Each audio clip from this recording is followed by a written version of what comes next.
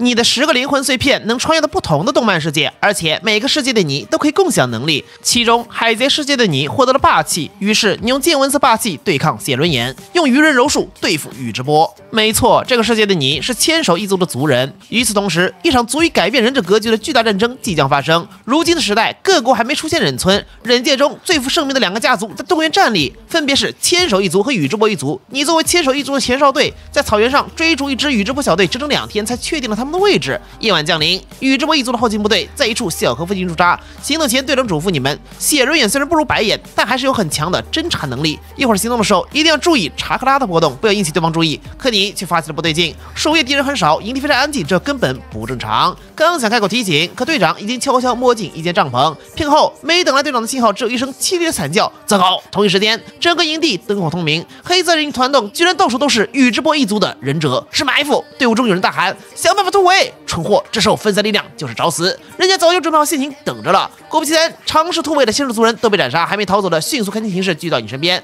对面带头的宇智波一挥手，动手，火拼一触即发，对方有备而来，无论实力还是数量，你这边都难以招架，很快陷入下风。但是宇智波一族还是有所失算，从灵魂宫殿回归的你，天赋力量都是以前3倍。就在千手一族节节败退之际，你站了出来，双手开始结印。与此同时，大地一阵颤动，无数粗壮树木拔地而起，极短时间内形成了一片树海，正是奥义木盾树界降临。严格来说，类似低配版的树海降临。抽干了身上所有查克拉，威力也只有原版的一部分，但即便如此，对付眼前这群宇智波也绰绰有余。树海在你操控下不断绞杀对面，就算他们使用火盾，被烧毁的树也会很快重生。如此一来，形势逆转。突围成功的消息在千手一族传开后，你很快收到了千手柱间的召见。在看你施展完了几根木盾忍术后，他露出欣慰笑容。血祭界限不同寻常忍术，修习的难度和风险都非常大。本来柱间对于寻找传承人一事没抱多大希望，没想到出来了个你。一旁的弟弟先生飞间道：“大哥，他居然在这么短时间内将木盾修炼到施展奥义的程度，比你当初有过之而无不及。”柱间点头，天赋异禀的少年需要好好教导才能堪当大任，但他自己不是一个合格的师傅。在教导方面，弟弟飞间比他更合适，笑着拍拍你肩膀：“从今天开始，你跟着飞间好好学习打好基础。身为忍者，这个木盾可不行。”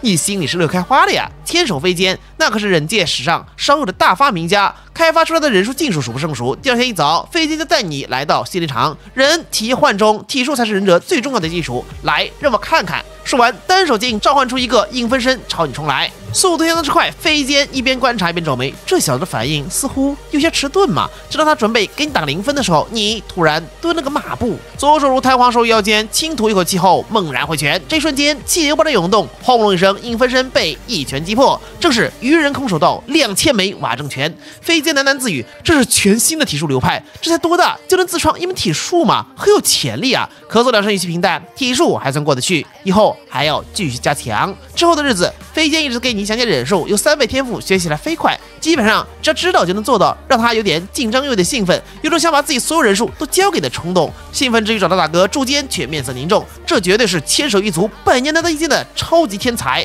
该磨练还是该保护呢？飞间目光闪过狠厉之色，当然是磨练。如果过程中损毁，那就证明他不过就是这个程度而已，不值得将千手一族的未来托付给他。柱间摇头，那你把他带在身边，适当给点魔力，记得是适当。回到家后，你开始研究霸气，本能告诉你，霸气和木盾相信会很好，仅仅是武装色缠绕就能让木盾威力上一个档次。但目前的问题是，拥有的霸气还太少，别说覆盖木盾，就连覆盖全身都很难。忽然想到一个法子，如果利用幻术来进行精神层次的刺激，能不能达到磨练霸气的效果呢？急不可耐要验证，于是第2天来到地牢，找到了个被关押的最弱宇智波族人。当狱卒解开他眼睛上的布时，露出一只单钩玉，一只双钩玉，瞬间你表情呆滞，被拉入幻术中。狱卒大惊失色，想打晕他，可这时一个声音传来：“等等！”正是千手飞间，他仍有兴致，这小子还算谨慎，有上战场保命不成问题。大哥还让我不要对他太狠，现在看来没这个必要了。果然，下一刻宇智波少年发生闷哼昏死过去，而你也从幻术中醒来，看到站在一旁的飞间，心里：“老师上午好。”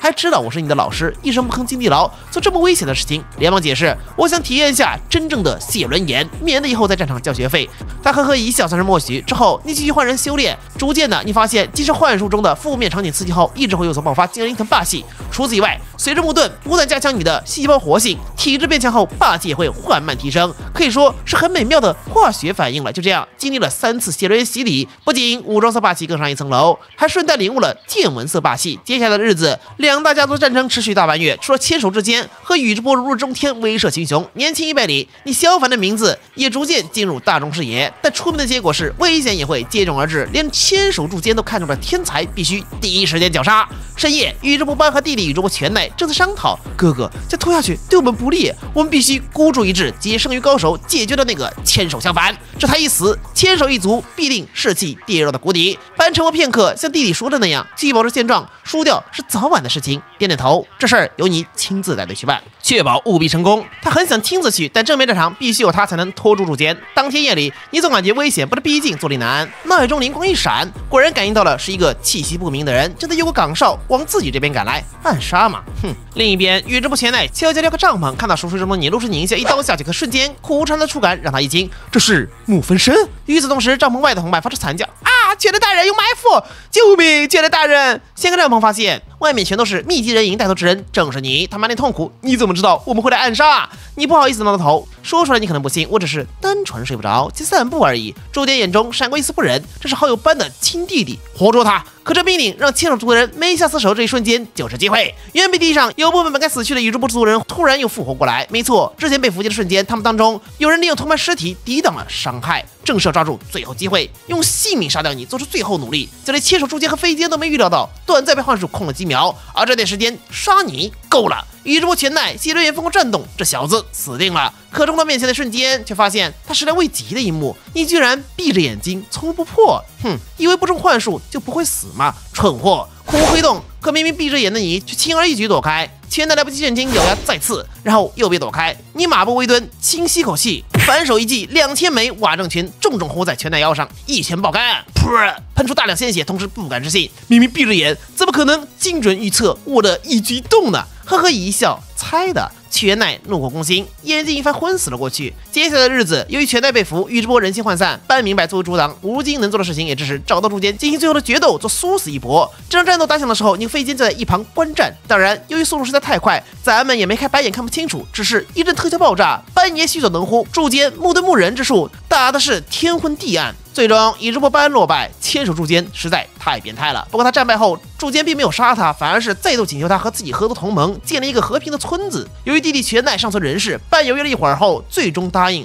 可这个结果，飞间实在不满意。宇智波就是个不稳定因素，除非牵手一族愿意让出主位，不然这些人早晚会造反，因为他们拥有的力量过于强大。你悄悄把他拉到一边，老师不用担心，宇智波一族本身并不团结，我们只需要不断拉拢分化，他们就壮大不了。飞间若有所思，如果是你的话，会打算怎么做呢？你笑了，成立一个部门，看上去地位很高，但却没有实权，把他们高高捧起，专门执行那种生还率极低的任务，让他们一边享受人们的赞扬，享受英雄的光环，一边再让他们心甘情愿的去死，应该说牺牲。你可以把它看成是一种高级的道德绑架。飞间摇摇头，斑不是蠢人，一眼就能看穿你的小心思。你解释，这个计划还得从情感下手，我们要让宇智波一族对村子产生归属感，不能让他们成为村子边缘人，否则他们就会抱团取暖。飞间仔细品了一下，眼神一眯，还好你小子是牵手一族，不然我肯定第一个杀你。于是乎，牵手飞间对宇智波态度大变，甚至在后影投票的时候，飞间居然投给了斑。虽然这对大局并无影响，因为大多数人选的还是柱间，于是这狠狠刷了一波好感度，宇智波全奈都放下戒心了。和飞间握手言和，重新认识一下宇智波一族、宇智波全奈，牵手一族，牵手飞间。时间一天天过去，木叶成立了暗部。本来大家都以为飞间会顺理成章成为负责人，可他居然把这个位置让给了全奈，而他本人则是退而求其次，成火影助理。暗部的第一要务是保护火影，这等于是把柱间的安全交了出去。宇智波全奈大为感动，接着在你的建议下，牵手飞间又自己在暗部内安插了一个特殊小队，暗中监视整个暗部的行动，也就是根组织。表面上大家都觉得牵手飞间为了村子的和平发展牺牲了自己应得的权利，可实际上他手里的权利一点都没少，只是隐藏起来。因为以柱间的性格，那些头疼的公务肯定会放给火影助理。另外，飞间还把警备部一半的权力交到了日向一族手上，收买了日向一族人心的同时，也有了一股可以和宇智波抗衡的势力。这样一套安排下来，宇智波一族得到了很多利益，但身为族长的宇智波斑却只获得了一个高级公务身份，没有任何实际好处。可怕的是，还没有人觉得有问题，甚至连宇智波内部都没任何意见。最后则是成立了木叶忍者学校，擅长教导忍术的飞间成了第一任校长。你作为亲传弟子，则成为了第一位老师，收到的第一个学生名字叫做猿飞日斩。接着，你的意识一片模糊，再次回到宫殿内。海贼凡和魔法凡早就恭候多时。哈利波特世界的魔法凡第一个发出惊呼：“哇塞，木盾，各种2代传说的忍术，还有霸气和愚人柔术，我们3个这是起飞了呀！”